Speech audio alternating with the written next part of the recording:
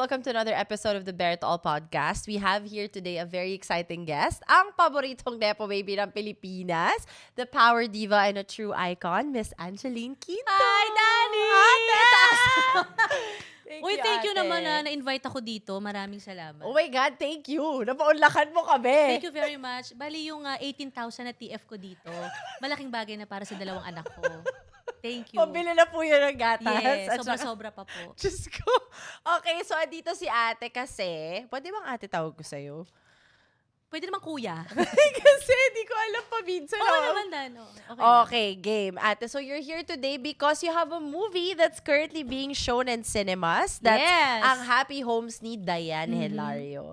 So ate, can you tell me more about this film? And what made you accept or what made you want to do this film? Kasi nung first time na nabasa ko yung script nito, alam mo yun, parang nakita ko agad yung sarili ko doon. So, yun agad yung sinabi ko sa director namin, nasabi ko, Direk, kung meron man po kayong gustong makita pa sa character ni Diane Hilario, sabihan nyo lang ako, pagtulungan natin. Sobra akong na-excite kasi parang hindi siya malayo talaga sa personality ko bilang si Angeline. Oh, I love that. Kasi di ba parang some people, na-challenge sila kasi they can't relate to the character. Yes. Mahirap naman yun. Mahirap yun. Saka kasi, Dani, itong movie namin, akala nung iba, comedy siya. Yes, akala ko din. That's why I had to ask you kanina.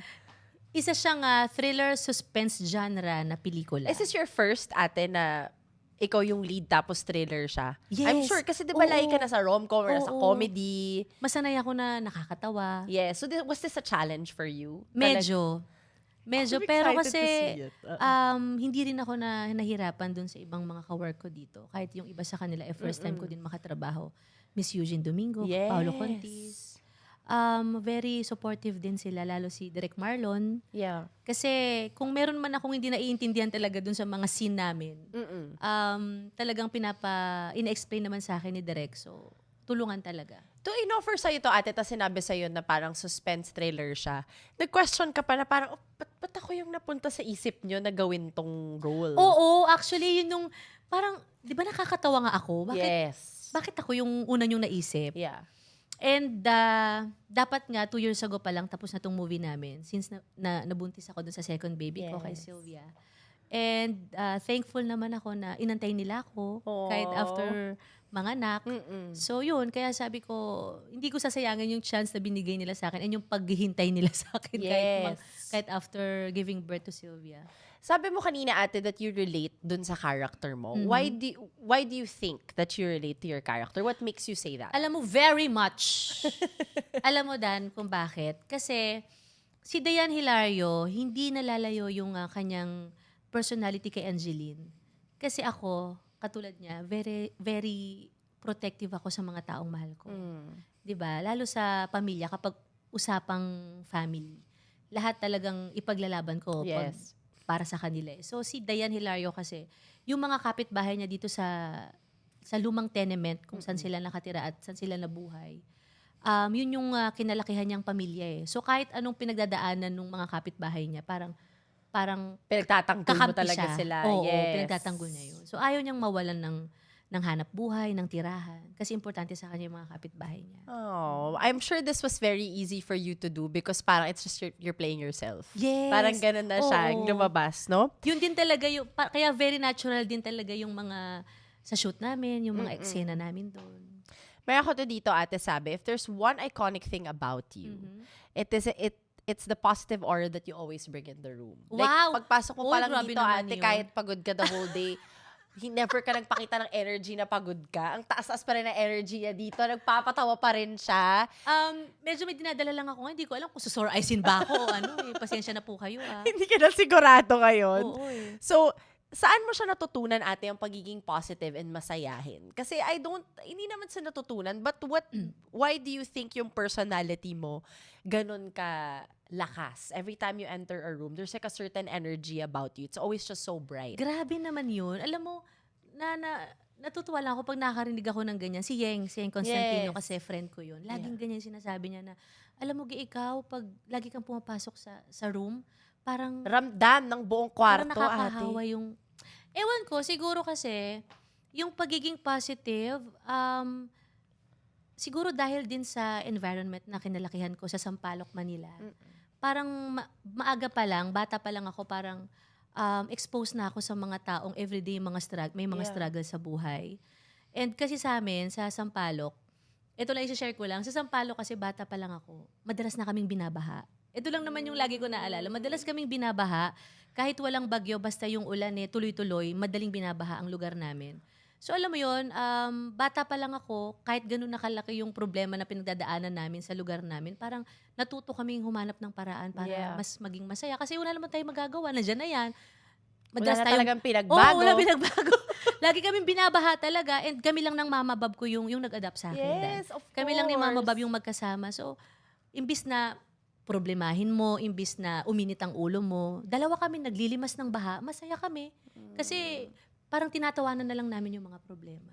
So, yun yung siguro feeling ko, yung bata pa lang ako, nakasanayan ko. Kaya hanggang ngayon, kahit may mga problema tayong pinagdadaanan, feeling ko, kailangan mo siyang, syempre, hahanap ka ng solusyon. Yeah. Pero at the same time, hindi mo kailangan kalimutan maging masaya.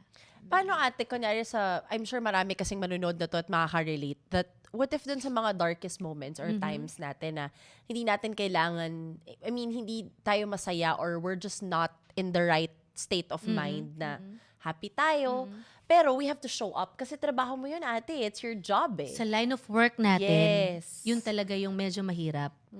Pero kasi alam mo, Dan, feeling ko kasi yung greatest fear ko nangyari na since nawala ang Mama Bob. And nung time na yon, year 2020, pandemic days, nag-shutdown ng network ABS-CBN, Yes. di ba? So halos sabay-sabay. Kailangan ko ding magtrabaho kahit na nasa hospital si Mama Bob. Alam mo yun, yung parang, doon ko naramdaman na ito talaga ako eh. Performer ako eh, singer ako eh. So, kung ano yung makikita ng tao sa stage, yun yung talagang alam nila, okay ka, masaya ka, pero deep inside, nasasaktan ako kasi Namamatay ka na inside. kasi hindi ko alam kung pagbalik ko ba ng hospital, since nasa ICU ang mama, kung buhay pa yung nanay ko. Yun yung mahirap. Yeah. Pero kailangan kong magpasaya ng tao kasi ito yung trabaho ko. And feeling ko kasi yun talaga yung sinasabi ng Mama Bob na ang trabaho mo kailangan maging professional ka. Ano man ang pinagdadaanan mo, kailangan mong magpasaya ng maraming tao through my music. Grabe ka ate, kasi yung energy niya, feel mo. Alam mo, I believe in energies kasi ate. I believe in every single person, there's a certain energy that a person exudes. So, may iba kang tao, di ba, nakikita mo palang mabigat na. Di ba, may mga ganun talaga ate. Itago natin sa pangalan. Tago natin sa Wow, biglang ganun. Biro lang. Madami yun. Madami-dami sila. Pero ikaw ate, may energy ka na talagang light. Yung agad lahat ng tao sa kwarto, masaya. Pag pumapasok ka sa room. And I haven't even spoken to you like this in like Oo nga, ever. no? First time to. Pero Nakikita tayo sa ibang mga events, Yes. di ba? Saka ate, na-meet ko si Mama Bob. Nag-guest tayo isang beses sa Magandang Buhay. O, buhay pa ang mama ko. Alam mo, katabi ko siya noon. Nakasmile lang siya sa lahat ng tao. And ganun ka din, ate. As in, ganun din yung energy mo sa kanya. She was just so nice to everybody. So maybe that's really who you are. Oo eh. And it's a great thing, ate, nowadays, especially in your line of work. I mean, aminin na natin, hindi naman lahat ng tao sa line of work mo is ganyan. Hindi kasing happy, hindi kasing uplifting ang energy. Diyos ko. Okay, ate, Oo nga, ito. na-meet ni Danny si Mama Bob dati. Yes, Naalala na-meet ko ko yun. pa siya, ate, promise. She was so nice. Parang tinatanong pa nga niya ako. 2 beses niya ako tinanong kung nakakain na ako. Ah, talaga? Yes, hindi niya man ako kilala. First time lang kami nag-meet noon. 2 beses niya ako tinanong kung nakakain na ako. Sobrang light energy talaga. Yung being happy ba, ate, is that your default? Or is it something that you actively work on every day? Dan, parang ang hirap naman nun kung Araw-araw kung ka masaya. ang pagiging masaya i-default natin. Pang robot lang yun eh. Oo, tama naman. Tama naman yun. Yun lang, parang kasi ang happiness, for me ang happiness is everything eh. Kaya siguro din ganito ako kasiyahing tao kasi gusto ko yun yung napapasa ko sa ibang tao. Yeah. Alam mo yun? Pati sa mga anak mo din, ate. Oo, parang sinasabi nga nila parang may pagkakengkoy. Pero 'di ba yung yung pagiging Kenkoy na yun, kung marami naman akong napapasaya, di ba? Good job na ako sa buhay ko. Yes, ate. Meron ka pa ba ate sa career mo, you think na gusto mo pang ma-achieve or gusto mo pang magawa? Oo Given that naman. iconic ka na ate, ha? Alam mo, Dan, lagi ko sinasabi sa ibang tao, hindi naman masamang mangarap, di ba? Kung mangangarap nga daw tayo, lakihan na natin. Kasi Yes. with God, nothing is impossible. Sa mga na-achieve ko siguro sa buhay, may isa pa akong gusto na makamit. Ang maging best actress. Oh my, hindi na malayo mangyari yun, Alam ate. mo, Dani, dati pa, kahit wala akong ginagawang pelikula dati. Yun na yung pangarap mo. Kahit wala akong pelikula. Di ba, hindi naman masama yun. Kahit wala akong pelikula. Ano pang dream mo, Angeline? Maging best actress. Anong movie mo ngayon? Wala. Gusto ko lang. Gusto ko lang, bakit ba? Libre lang naman mangarap. Pero di naman malayo mangyari yun for you, ate. Kasi nandun ka naman na sa line of work na yun. Plus, all the movies you've done have always been so iconic. Wow. So, parang magkakaroon ng time na I'm sure makakamit mo yan. Oh my God, pag nangyari yun. Dani, kapag my ka God. nangyari yun, ha, babalik ako dito sa Oh, inyo, oh my ha. God. I-display natin dito yan habang nag-episode tayo. Aasahan ko yan. Oh my God, ate. Kasi ate nakasmile. Gusto mo yung na-excite Ate, ako parang para dream mo dyan. din maging best actress, Oo. ate. Kinikilig na dito sa mic. Balik na lang ate dun sa time na nagwo-work ka tapos Mama Bob was in the hospital. How was that? Anong proseso nung pag-show up mo sa trabaho? How did it come about for you? Dan, sobrang hirap. Alam mo, hanggang ngayon nga pag binabalikan ko yung panahon na yun, parang feel ko pa din yung mga pangyayari. Oo. Kasi, hindi ko kasi magawa talaga na umalis sa tabi ng mama. Kahit na merong ibang tao na pwede namang magbantay sa kanya, hindi ko talaga magawa. Hindi ko alam bakit. Siguro kasi ganun talaga yung pagmamahal ko kay Mama Bob. And ayokong iwanan siya na kahit ilang oras lang. Kasi nga yung takot ko nandoon. Dahil nasa ICU. And ayoko na habang nasa trabaho ako, baka biglang may tumawag sa akin. Hindi ko alam, di ba? Yun yung ayokong marinig, di ba? Pero parang tinulungan din ako ng mama before siya mawala. Kasi almost 2 months kami sa hospital noon. And sa 2 months na yon, kahit papano, tumatanggap ako ng work kasi gusto ko kahit siguro sa isang linggo, mga 2 beses, yung makakahinga ako sa labas. Kasi sobrang bigat na yung nangyayari. Oo nga. Nung time na yun, boyfriend ko palang si Nonrev, yung husband ko ngayon. Na-feel ko din talaga na hindi ako mag-isa kasi siya halos araw-araw yung kasama ko sa hospital. Andun talaga siya. Oo, ayaw niya rin akong iwanan.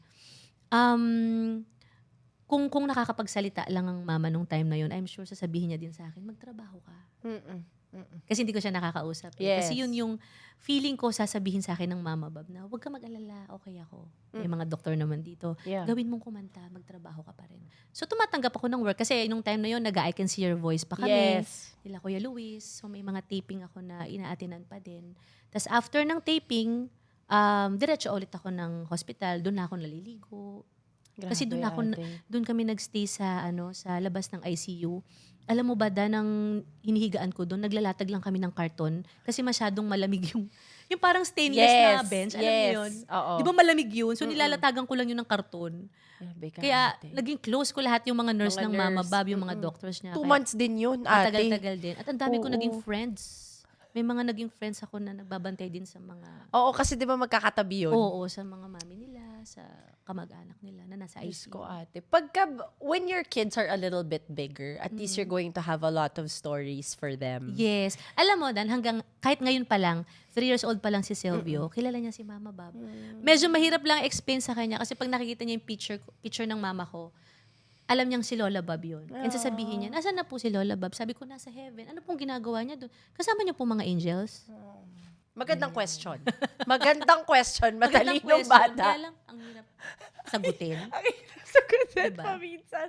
But alam mo ate, ang ganda din ng exchange. Kasi, I mean, I know it's so sad na nawala si Mama Bob, pero yung nabalik sa'yo, no? Parang the love that was returned to you was your 2 beautiful babies and your husband. Yes. Ito nga yung lagi kong sinasabi. Nung time na nawala ang mama ko, wala pang 1 taon, yun yung nalaman ko na buntis ako kay Silvio. And yung time kasi na yun, Dani, yun talaga yung kailangan na kailangan ko sila. Kasi nung nawala ang mama, feeling ko parang wala na akong silbi. Kasi paano pa ako magtatrabaho kung wala na yung naging buhay at mundo ko, di ba? Kaya ako ginagawa lahat. And yun yung naging prayer ko everyday, na sana ibigay sa akin ni Lord yung magiging bagong purpose ko sa buhay. And then dumating si Sylvia and si Grabe, Mildred. ate. Parang yung ngayon you have your own family. Oo. How Parang do hindi you... pa rin ako pinabayaan Kaya ng nga, mama. hindi nga talaga, Alam mo ate. yun? Parang feeling ko gift yun. Oo. It was like a gift. Hindi ka magiging mag-isa. Oo. Kasi alam niya hindi ko kakayanin. Oo. Grabe, ate. Kasi alam mo, that whole time, I remember my mom, when that happened with you, we were at the Sunday dinner. She kept crying and crying. She was on her phone and crying and crying. We're like, Mom, what happened? She was looking at your picture. Seryoso. Sa, I think you were sleeping beside Mama Bob in the parang coffin ata, ate. Iyak lang iyak si mommy. And she was like, this is the most painful and yet the most beautiful thing I've ever seen in my life. Grabe daw yung pagmamahal mo sa kanya. Alam mo, nag-message sa akin si Tita That's Marge. what my mom said. Sabi niya sa akin, I'm going to message her. Grabe yung iyak ni mommy nun. Sabi niya, I don't even know her. Sabi ni mom, but I feel like she feels connected to you in a certain way. Kaya lahat kami biglang, oh my God, bigla kaming nag-anuhan sa phone. We were like, Meron akong question. Tita Marge, hindi po ba talagang anak niyo ako? baka. Feeling ko din. Kasi connected Kasi daw yung eh. connection po na naramdaman niya. Grabe yung connection na naramdaman niya. Alala ko yun ate, Sunday lunch ba yun or dinner. Bigla na lang siya umiiyak talaga sa tabi. That's why parang I feel that was such a... I don't know how someone can go through that tough time and be able to still show up eh. Kasi ako, ate, pagka ganyan sa akin, I shut down. Oh. Parang ikaw, it's like... nag-shutdown ka pero parang agad restart ka. Yung Alam mo mabilis lang. May parang, mabilis. parang hindi ko tatambayan yung, Oo. alam mo yun? May ganun auto-restart talaga, ka, oo. ate. Tsaka it just made you better in a sense. Na Yes, parang everything totoo. in your life just fell into place Yes, also totoo. after. Diba? Okay, so here's another one. What's your take on people who use humor or laughter to avoid deep emotional wounds? Does it help or does it hurt in the long run? Uy, mahirap yun. Mahirap yun. Kasi kahit ako, minsan, di ba, nagagawa talaga natin yung magpanggap na okay ka, kahit hindi. Sa ganyang sitwasyon, parang ang hirap lang i-judge yung mga tao na ginagamit nila yung pagpapanggap na okay sila, pero deep inside, nasasaktan at nahihirapan sila. Siguro, for me, mas okay talaga na meron kang circle of friends na yung nagiging support system natin. Yeah. Hindi lang katulad sa family. Kasi ako ganun ako. Siyempre, paglalabas ako ng bahay para magtrabaho, minsan, mas matagal kong nakakasama yung mga glam team. Yan. Yes. Kaya yung mga ganyang tao, pinapahalagahan ko talaga. And sobrang taas din ng respeto ko dun sa mga tao na alam kong hindi sila okay. Pero para sa pamilya, para sa trabaho, talagang ginagawa nila lahat. Kahit na feeling nila, hindi nila kaya. Kasi minsan may ganun tayong time sa buhay natin. Yung may trabaho ako, pero ang bigat-bigat ng pakiramdam ko, pero hindi ko kayang ma-cancel yung work. Yeah. But at least you're surrounded with people na makikinig sa'yo. Yes. Kasi kung ako mag-isa, hindi ko naman kakayanin. Totoo naman. So, sobrang blessed din ako bukod sa family ko, sa mga kaibigan ko, sa katrabaho ko na parang pamilya din yung tingin sa akin. So, yun siguro yung pinakamasasabi ko na ang hirap i-judge, di ba? Huwag nating i-judge yung mga tao na ginagawa nilang magpanggap kahit hindi sila okay, pero kailangan nilang ipakita sa tao na maayos sila. Kasi hindi ganun kadali yun. Tsaka ate, pag sa industry nyo, ang hirap din kasi humanap din ng friends. Yes. But you found yours. And these are the people that you've been friends with for so long. Yes. Meron akong best friend from Sampaloc, Manila pa lang. Until now, ate? Yes. Alam mo, Dan, parang 3 years old, 4 years old pa lang kami. Until now, kaibigan ko siya. God. Siya yung pinakamatalik kong kaibigan. So ngayon, ninang siya ni Silvio. Ninang din ako ng mga anak niya. Grabe, parang at least you were able to keep friendships na kahit nung hindi ka pa artista, ate. Kasi diba sometimes kapag wala, napalayo ka na. So, iba-iba na yung course of life. Iba-iba na. You outgrow them. It's so nice kasi parang it reminds you a piece of yourself before all of this. No? Saka, sa work ko ngayon, parang kung magkakaroon man din ako ng mga friends na same ng trabaho ko, okay lang din naman. Pero iba pa rin kasi talaga yung mga tao na wala pa ako sa showbiz, kilala na rin ako. Kasi sila din yung tatakbuhan ko Yeah. kapag may problema ako sa pamilya, 'di ba? Kasi kung i-open ko naman yung sa ibang kasama ko sa work, parang hindi naman nila maiintindihan. Naiintindihan. Totoo naman. Totoo So itong naman. best friend ko, para ko siyang naging a best friend and sister. That's so nice. Kasama ko siya sa baba. Kaya lang naiwan kasi si Silvio nandoon. At tignan mo, andun na siya. Parang close na sila. Parang si Tasinko, no? May best friend ako, siya yung makeup artist ko kasi nag-aral talaga ng makeup yun, ate. So, siya yung makeup artist Kasi ko. gusto niya siya mag-makeup sa'yo? Yes. Tapos, best friend ko na siya for 2 decades. Bakit hindi siya mag-aral ng hair naman para sa akin? Kaya nga, Ito nga si... Joke Diba? lang, ano name niya? Natasha ang name niya. Natasha. Tawag ko sa kanya Tasing. But siya din ang alam ko, ate, na I'll die for her. Ganon. Ride or Yes, die ko. yes. Yung, may mga konting tao lang sa buhay natin na ganon. Yes. Itatayayan mo yung buhay mo? Yes. And it's just pagkakatiwala mo lahat. Pati mga anak mo. Totoo. Hindi naman lahat pagkakatiwala Totoo. natin sa mga anak natin, di ba? Okay, ate. So, ang dami mo na napagdaanan in your life. Ano ngayon ang definition? Alam ko kasi as we get older, naiiba yung definition natin of happiness. Ano yung for you in this state of your life, in this phase in your life, what is the definition of happiness for you right now? Happiness, Candidate Gusto mo yan? number 1. miss you yun. Napatingin ka, Mike. Well, happiness for me is everything. Yun talaga yung, I'm sure lahat naman tayo yun yung pinakagusto natin, di ba? Yung lahat maging masaya. Kasi, kagaya nga lang sinabi ko sa movie namin, Dan, paano tayo magiging masaya kung ang ibang tao hindi masaya? Hindi masaya. Yun yung isang line na nagustuhan ko talaga na sinabi ni Dayan. Yeah. Kasi ang pagiging masaya, kung yan talaga yung ma-share mo sa ibang tao, nakakahawa ang pagiging happy. Yes. Kaya siguro ganito rin yung personality ko kasi yun yung gusto kong nahahawa sa ibang tao. Kaya kung meron man tayong gustong i-share sa ibang tao, yung pagiging positive at pagiging masaya talaga. Kasi happiness is everything. Yes, totoo. Kasi parang ako dati, ate, ang happiness sa akin napakababaw lang. Kasi wala pa naman ako responsibilidad ngayon. Ngayon, ang happiness ko, basta makasama ko yung mga anak ko, matravel ko yung mga anak ko, happy sila, happy na din ako. But then sometimes, masyado ka namang happy for everyone, ikaw naman ang hindi happy masyado. Alam mo, may mga time na ganyan. Masyado kang masaya para sa ibang tao or tinutulungan mo yung ibang tao para maging masaya pero ikaw yung nauubos. Yes. Nako, ate. Mahirap yun. Nako, mahirap yun, ate. Mahirap yun. Ang Lagi- daming moments sa buhay ko na ganyan. Totoo. I think, lalo na pagka you're responsible for a lot of people. So, sila nauunahin mo. Yes. Tapos, ikaw na yung parang, okay, so, ako naman. Pwedeng ako naman.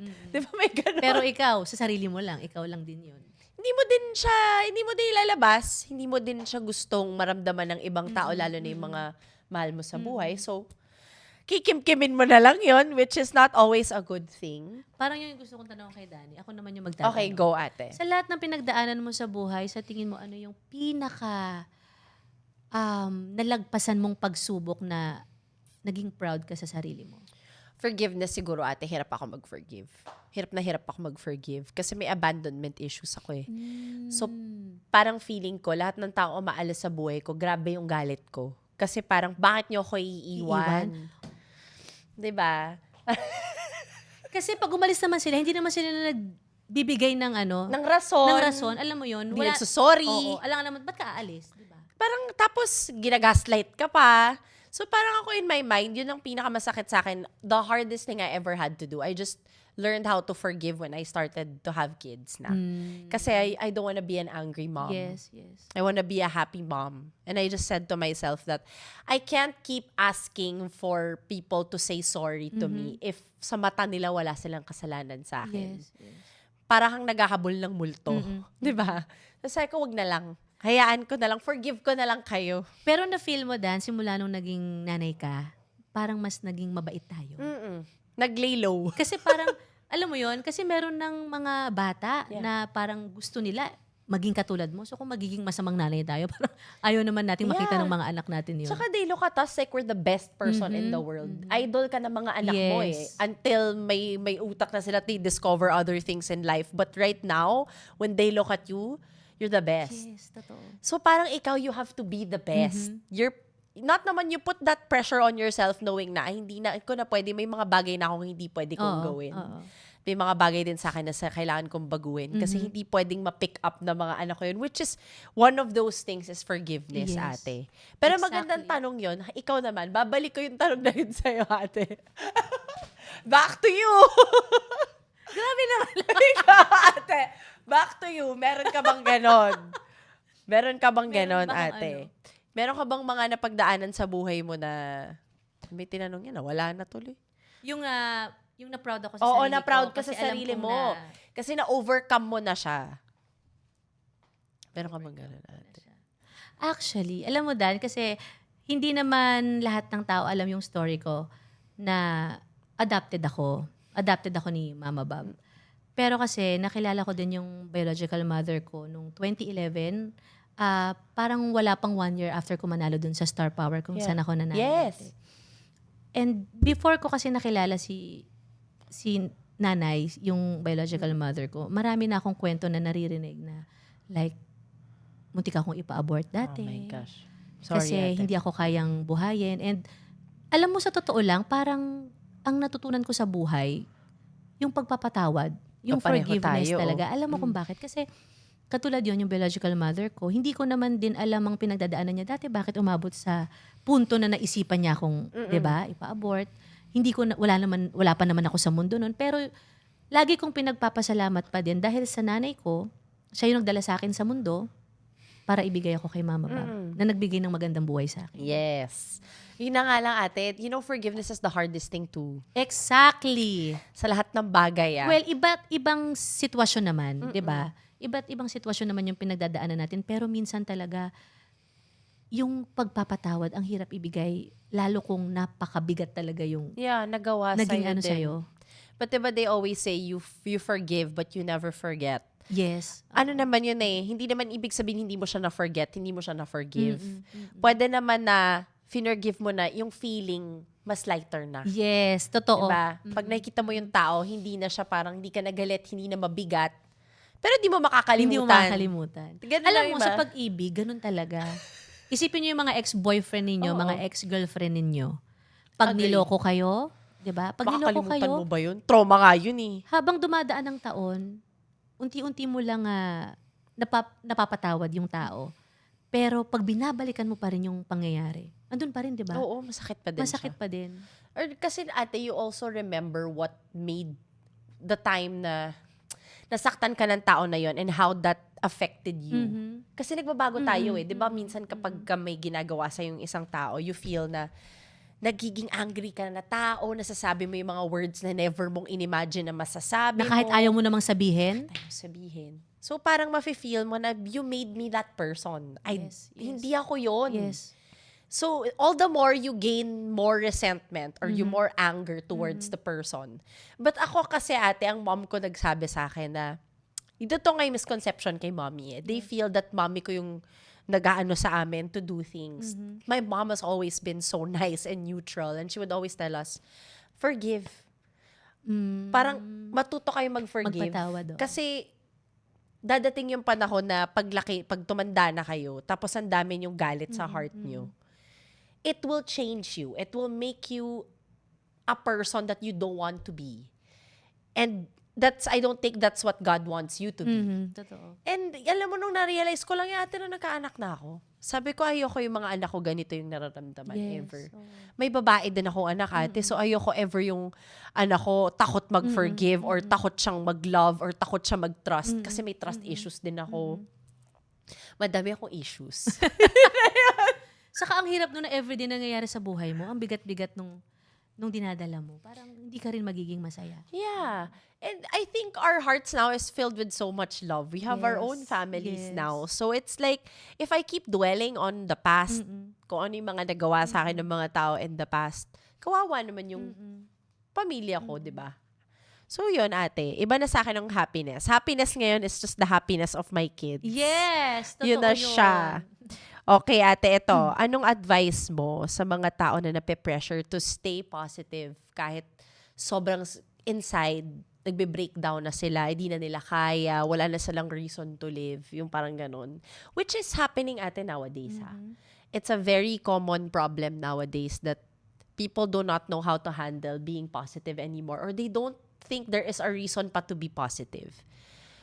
Kahit ako nahirapan ako mag-advise dito, hindi ko, I'm so excited to hear what your advice is kasi ako natatakot, hindi ako ganitong tao. So, what do you think, ate? Maybe you should help me out also. Sa tingin mo ba ganitong tao ako?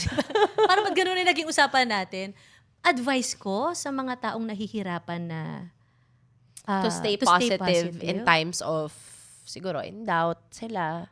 Alam mo, Dan, kasi siguro, base naman sa experience ko to, kasi bawat tao naman talaga, kung meron mang pinagdadaanan sa buhay, minsan dumarating yung time na nahihirapan tayong i-share to sa ibang tao. Pero feeling ko, dapat yun yung mas gawin nila. Yeah, it helps. Sobrang nakakatulong. Yung pag meron kang pinagdadaanan kahit ano yan, huwag kang matakot na humingi ng tulong sa ibang tao, sa kaibigan mo, o mas mabuti sa magulang mo. 'Di ba? Kasi Agree. ang hirap ng mag-isa. Ang hirap nun. So, kung meron kang pinagdadaanan sa buhay mo ngayon, kahit yung moment na to, hingi ka ng tulong. Yeah. Magtanong ka sa kaibigan mo, sa mga magulang mo. Kasi I'm sure, masasabi nila kung ano yung gusto mong marinig eh. Baka yun talaga yung kailangan mong marinig para mas gumaan yung pakiramdam mo na sobrang bigat pero dahil sa sinabi ng magulang mo or mga friends mo, magiging okay ka. Kasi ako minsan may ganun ako na pag may pinagdadaanan ako, hindi, akin na lang to. Ayokong, You don't wanna burden anyone. ayoko din na, alam mo yun, ayokong bit-bitin din to nung taong pagkukwentuhan ko. Pero alam mo, Dan, isa sa pinaka ginagawa ko talaga pag meron akong problemang napakalaki or ano man yung pinagdadaanan ko, always talk to God. Yeah, the same. Yun ang ate. the best na ginagawa ko. Pag hirap na ako, mabigat na. Kasi yung mga ganong tao, kung meron mga pinagdadaanan na feeling nila mag-isa sila, hindi nangyari yun. Inaantay lang ni Lord na sila yung lumapit Oo, at nakausapin mo magkwento siya. sa Panginoon. I agree, ate. And I always say that there's a certain feeling that you feel after talking to God. You feel lighter. Alam mo, Dan, kahit nga minsan hindi mo ibukas yung bibig mo. Kahit yung heart mo lang yung nagkukwento kay Lord, after nun, iyak ka, okay lang yan. Pero after mong maibigay yun sa Kanya, tingnan mo, napakagaan. Napakagaan. Or pag nagpipray Na hindi mo lang naman ako, siya nakita. Yeah, hindi mo siya naman nakita. Di ka naman niya kinausap. Diba? But in some ways, He talks to you in other Yes. forms, ate. May Yes. dinadala siyang tao that will tell Exactly. you things that would make you feel better. Or, I don't know, there's just like a divine spirit that you feel. That, okay, I'm good. Yes, Okay na ako. oo, okay na Diba? ako. May mga ganong feelings eh. Okay, so sa lahat na makakanood ng Ang Happy Homes ni Diane Hilario, ano yung gusto mong matutunan nila? Ano yung gusto mong maging takeaway nila paglabas nila ng cinema? Alam mo, yan yung isa sa mga gustong-gusto kong tinatanong sa akin. Ano yung gusto mong maramdaman ng audience, ng viewers after nilang mapanood ang movie, Ang Happy Homes ni Diane Hilario? Kasi ako nung napanood ko to ng buo, napanood ko yung movie, parang sabi ko, ang mga babae, ganun pala katapang. Alam mo yun? Kasi minsan, parang nagiging maliit yung tingin sa atin dahil babae tayo. Yeah.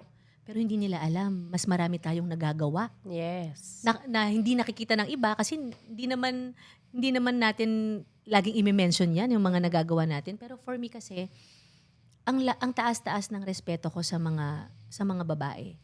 And pag napanood mo kasi itong pelikula namin, kahit anong pinaglalaban mo sa buhay, mahirap man, kakayanin mo because of your family. Yes. Laging pamilya ang uunahin. Yes. And kasi itong movie namin, Dan, kaya sinasabi ko rin na parang nakaka-relate ako kasi yung kinalakihan ko ngang environment sa Sampaloc, Manila, parang ganun. Yung lumang tenement kung saan kami nakatira, nabuo yung pamilya namin kahit magkakapit-bahay lang kami. Bawat isa sa tenement may struggle sa buhay. Alam mo yun? Hindi man perpekto yung buhay namin sa tenement. Pero Masaya dahil isang pamilya kami, parang wala kayong problema. Ito kami. Paglalaban namin yung pamilya namin.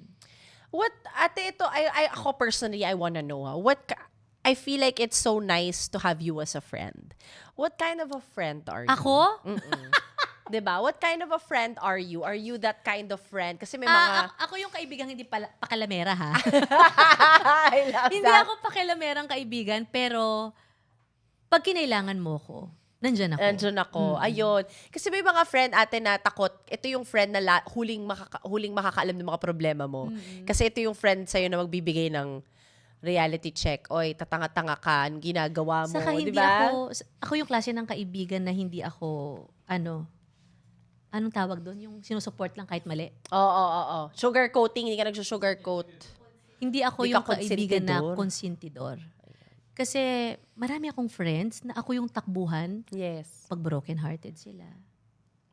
Alam mo ba, Dan, sabi ko nga, pag broken-hearted ka, huwag ka na sa akin tumakbo. Bibigyan nila kita 500. Minom ka na lang dyan sa kanto. May problema din ako. Biro lang. Hindi, pero sa totoo lang, may mga ganong kaibigan. Yung, sige na, open mo na sa akin. So yun, umiiyak kasi nga, yung jowa nila, naging jowa yung best friend niya. Nako, nakakaloka. Pero alam mo yun, sabi ko nga, Dan, alam mo, hindi naman ako nakapagtapos ng pag-aaral ko, hindi naman ako nakapagtapos ng college. Pero pag nag-a-advise ako sa kanila, bakit parang nakakatulong? Yeah, totoo naman. O baka ate. dahil din sa mga na-experience ko before. Kasi naman ate, grabe naman mga experience mo sa buhay, no? May wisdom ka talaga. Ewan ko, parang siguro, yun kasi yung lagi kong sa sarili ko na hindi talaga lahat ituturo sa paaralan, ano. Minsan talaga yung mga natututunan natin base sa mga naging experience natin sa Actually, buhay. more sa life experience, ate. I think school is just meant to teach you discipline. Yes. Pero ang wisdom mo in life, natututunan mo yan sa pinagdadaanan mo in life. Plus, you had a very nurturing mama, Bob. Yes. So, it's Oo, also, si Mama Bob. diba, there's a lot of people that, ako sa life ko, I was always so happy to just have my mom. She was always enough. Like, I know I only had one parent growing up, but that parent was enough.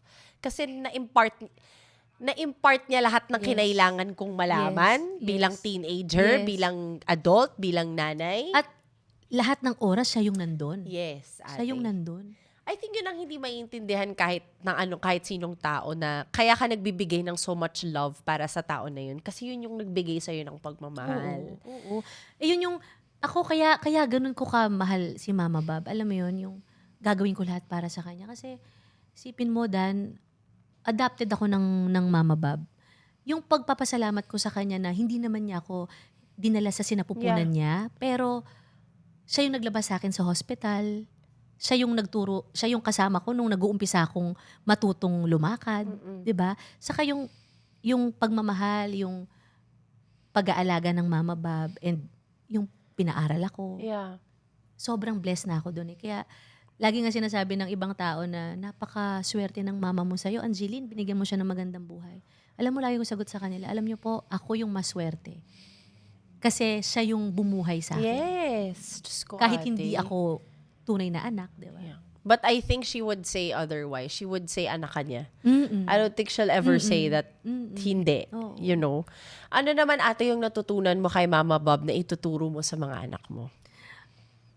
Ituturo ko kila Silvio and Sylvia.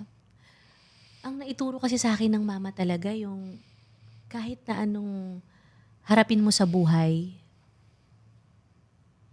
laging may Diyos. Kasi hanggang ngayon yun yung nakatatak sa puso at isip ko na kahit anong mangyari. Katulad ngayon, hindi ko na lang iniisip tungkol sa family ko, yung nangyayari sa lahat, sa buong Pilipinas. Pero pag pinagpasa Diyos mo lahat yun, I'm sure, pag narinig kasi ni Lord yung heart mo, di ba? Magiging maayos talaga eh. Yeah. Hindi man ngayon, pero ibibigay niya sa tamang oras niya. True, Yun. And ate. siguro yung gusto ko din na matutunan ni Silvio and Sylvia na itinuro sa akin ng mama ko, yung laging maging mabuting tao. Kasi yun yung nakakatakot sa panahon ngayon. Hindi naman talaga natin masasamahan yung mga anak natin. Yeah. You can't watch them forever. Every hour, na lalo pag nag-school na sila. Di ba? So, yun lang, yung kahit anong gawin sa yung masama, wag mong gagantihan ng masama. Lagi mong gantihan ng kabutihan. Kasi malay mo, di ba, yung pagiging masama niya na ginawa sa'yo or may ginawa siyang hindi tama sa'yo, dahil sa ginawa mong mabuti sa kanya, mas natuto siyang maging mabuting tao. Tama. Di ba? May na-impart ka pa. Yes. which always happens. This is my last question, ate. What is the meaning of a happy home to you? Oh my God! Happy home. Pwede bang dalawa? Sige. Go, Dalawa ate. yung sagot ko dun Okay, eh. go, ate. Ang happy home para sa akin before is Mama Bob. dati to, si Mama Bob talaga. Kahit kaming dalawa lang, siya yung happy home ko. Kasi ito medyo corny parang pag natatakot ako sa kidlat, Yeah. alam mo yun, pag niyakap ako ng Mama Bob, Okay na. siya yung happy home ko. Parang siya talaga yung pinaka nagpo-protect din sa akin. And hanggang ngayon, pag nararamdaman ko yung spirit ng mama ko, nafe-feel ko talaga. And ngayon, na may sarili na akong pamilya, ang happy home sa akin is my family. Si Nonrev, si Silvio and Sylvia. Kasi sila yung nagiging pahinga ko. Kahit gaano ako kapagod sa trabaho. Kahit sabihin mong 5 hours lang yung tulog mo, 4 hours. Pagkasama ko yung pamilya ko, Energized ka na. buhay na buhay na Buhay ako. na buhay ka na. And kaya din naman ako nagsusumikap sa buhay. Hindi na para sa sarili ko, para sa mga anak ko na. Oh. And ngayon, na naging nanay na ako, bago ako gumawa ng desisyon, bago ako magsalita, bago ako kumilos, lahat pinag-iisipan ko kasi alam kong makikita at mararamdaman ng dalawang bata. Yes, ikaw ang ilaw ng tahanan, ate. Yes. You're At ang ilaw ng tahanan, pag napupunde, Ay, mahirap. wala. Brown out. Wala Mahirap. kayo. Tingnan natin kung mahanap niyo yung... Yan ang laging sinasabi. Lagi niyong ingatan ang ilaw ng tahanan. Dahil ang ilaw ng tahanan, pag napunde, magiging madilim. Paki-teaser yan, ha? Papaalala talaga natin yan sa mga tao. Di ba, te? I love that. Ang ganda nun. Oh my God. Ate, please invite them to watch your film that's currently showing in cinemas right thank you, Dan. now. Iniimbitahan ko po kayong lahat dahil showing na showing pa rin po ang pelikulang ginawa namin, ang Happy Homes ni Dayan Hilario. Showing pa rin po ito sa lahat ng sinehan nationwide. Kasama ko po dito si Miss Eugene Domingo, Paolo Contis, Luis Alandi, Richard Yap, at maraming iba pa po. And of course, directed by Direk Marlon Rivera. Sana po pag napanood nyo to, i-share nyo sa akin kung ano yung na-feel ninyo after nyo panoorin. I'm excited. Manonood kami Yes. lahat pagtapos nito. Love you, Thank ate. you. I love you, always Dan. love Maraming you. Thank you salamat. so much Thank you for very much. guesting. Thank you. Thank Thank you guys for watching this episode, and please do catch ang Happy Home si Dayan Hilario showing now in cinemas nationwide. Bye-bye!